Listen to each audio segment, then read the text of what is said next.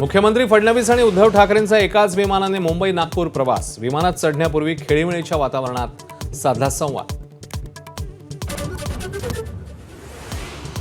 खासदार श्रीकांत शिंदे आणि ओमराजे निंबाळकरांनी घेतलं तिरुपती बालाजीचं दर्शन।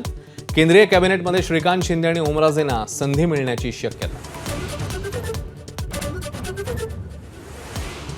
ऑपरेशन टायगर नंतर ठाकरेंच्या शिवसेनेला पुन्हा भगदाड पाडण्याच्या हालचाली।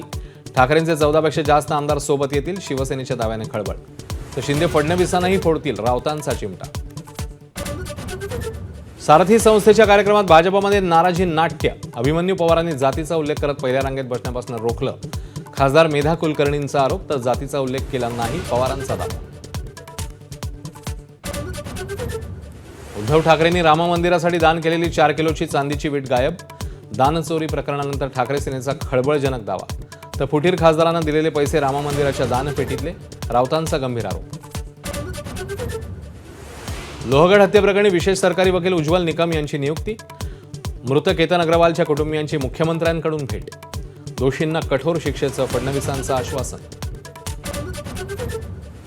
पांढरं कार्पेट टाका, पांढरे पट्टे कसले मारतात, जैन समाजाला राज ठाकरेंचे खडे बोल। राजकीय पक्षांच्या नादी न लागण्याच्याही सूचना। राजर्षी शाहू महाराजांची 152वी जयंती राधानगरी धरणावर साजरी। जनक घराण्याचे वंशज समरजित घाटगेंसह हजारो शाहू भक्त उपस्थित।